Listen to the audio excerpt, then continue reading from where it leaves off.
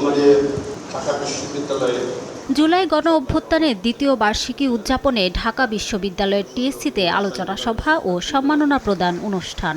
এতে অংশ নেন শিক্ষাবিদ সহ জুলাই আন্দোলনে শহীদ পরিবারের সদস্যরা। আজকের এই সভা উত্তাল জুলাইয়ের কথা মনে করে আবেগ আপ্লুত হয়ে পড়েন শহীদ পরিবারের সদস্যরা। অনেকেই দাবি জানান ক্যাম্পাসে লেজুর রাজনীতি বন্ধের। একটা নিরাপদ শিক্ষা ব্যবস্থা গড়ে তোলার জন্য, লেজুর ভিত্তিক রাজনীতি পরিহার করার জন্য, তাদের আকাঙ্ক্ষা বাস্তবায়ন করলে তাদের আত্মা শান্তি পাবে। যে শিক্ষা আমার সন্তান যেভাবে জীবন দিয়েছে, আর কোনো এরকম আমার মতো আরো ফারহান ফায়েজের মতো আরো নিরীহ বাচ্চাকে যেন রাজপথে বা শিক্ষাঙ্গনে জীবন দিতে না হয়। জুলাই হত্যাকাণ্ডের বিচার নিশ্চিত করা এবং ভবিষ্যতে এমন ট্র্যাজেডির পুনরাবৃত্তি রোধে রাষ্ট্রকে কার্যকর উদ্যোগ নেওয়ার আহ্বান জানান শহীদ পরিবারের সদস্যরা। কোনো বিপ্লব, কোনো অভ্যুত্থান কখনোই সংবিধান মেনে হয় না।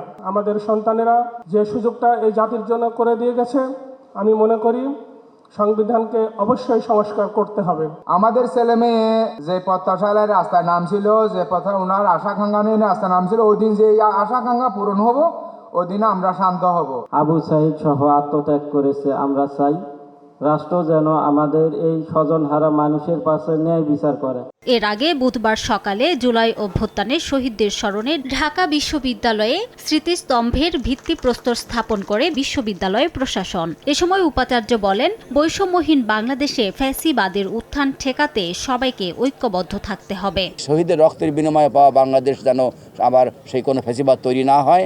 আমরা যেন এই দেশে বৈষম্যহীন সমাজ গড়ে বাংলাদেশকে নতুন বাংলাদেশে আমরা চাই, যে বাংলাদেশ হবে আমাদের কাঙ্ক্ষিত বাংলাদেশ। জুলাই আন্দোলন সবার, তাই নতুন বাংলাদেশ গড়তে সবাইকে নিয়ে কাজ করার আহ্বান শহীদ ও আহতদের পরিবারের। রিমু সিদ্দিক, সময় সংবাদ, ঢাকা।